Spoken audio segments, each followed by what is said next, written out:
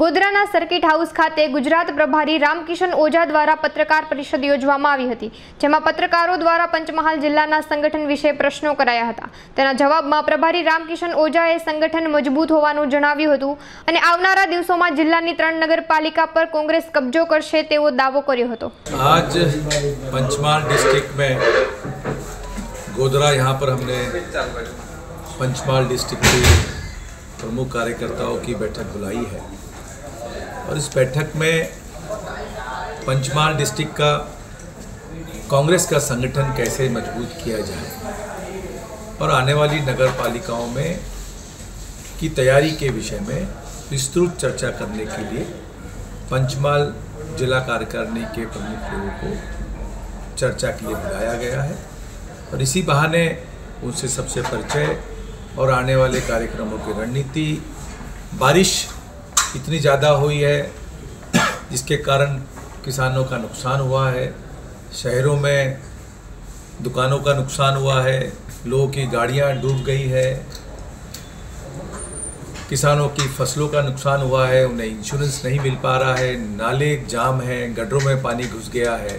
तो जनता को हम इस बारे में कैसे समाधान दिला सकते हैं, कार्यकर्ताओं से हम चर्चा कर आंदोलन की रूपरेखा तैयार करेंगे और आने वाले नगर पालिका चुनाव में के लिए हम ससज्ज होने के लिए मीटिंग हमने आज यहाँ रखी है। कि देखिए, मैंने इसके पहले जो आपसे शब्द कहे हैं उसमें सारी चीज़ें मैंने लोकल मुद्दों की आपसे बात की है। हमारे नगर सेवक जो गोधरा के हैं पूरी तरह ससज्ज हैं। कल रात से मेरी उनसे चर्चा चल रही है। प्रत्येक वार्ड में से जो समस्या जहाँ है और शहर के अंदर चाहे हालोल हो, कलोल हो या गोधरा हो, शहर हो, यहाँ सारी जगह जो है जो भी लोकल मुद्दे हैं जिससे हम जनता की समस्याओं का निदान करने के लिए सरकार से लड़ सकते हैं, अधिकारों की लड़ाई लड़ सकते हैं। जिस तरह भाजपा ने इस राज्य के अंदर में संस्थानों की जो बुनियादी सेवाएं हमारे कांग्रेस ने तैयार की थी आज़ादी के बाद, सारी की सारी नेस्तनाबूद कर ली है। चाहे बेरोजगार की बात हो, चाहे किसी और मुद्दे की बात हो, महंगाई की बात हो, नगर पालिकाओं को चलाने की बात हो, चाहे परीक्षाओं की बात हो। परीक्षाओं की बात से अगर आपको पता है कि यूपीएससी और नीट की का बड़ा घोटाला जो है इस गोधरा में पकड़ा गया है और भारत सरकार को इतनी भी चिंता नहीं है कि शहर के अंदर हुआ हुआ घोटाला जिसमें देश भर के युवाओं के भविष्य के साथ खिलवाड़ किया गया, देश भर में जिस तरह से यूपीएससी के कैंडिडेटों के साथ भ्रष्टाचार करके उनको पास करने का कार्यक्रम यहाँ चलता रहा, इसकी कोई भी इंक्वायरी भाजपा सरकार ने यहाँ पर नहीं की। पूरे देश के अंदर में गुजरात मॉडल के नाम पे भाजपा सरकार सत्ता में आई है।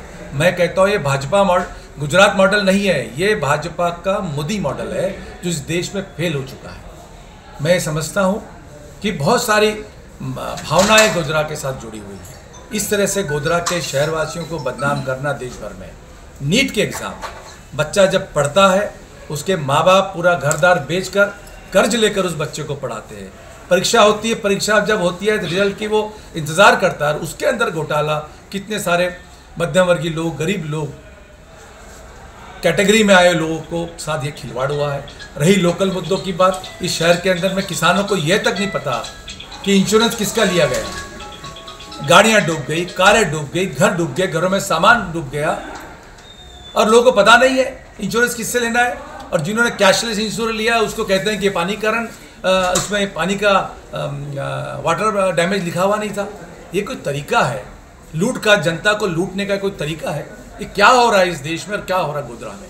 देखिए, मैं ये नहीं समझता हूँ कि हमारे यहाँ के कार्यकर्ताओं ने मेहनत नहीं की। हमारा कार्यकर्ता यहाँ का मजबूत है, तभी यहाँ पर लड़ रहे हैं आज तक उन लोगों से।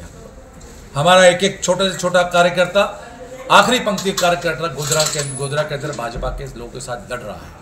उनकी चाहे जातिवादी शक्तियाँ हो, चाहे वो सत्ता में भ्रष्टाचार हो, हर चीज़ के लिए सामने खड़ा है। लेकिन हमारा कार्यकर्ता कहीं न कहीं उनके तंत्रों में फंस जाता है।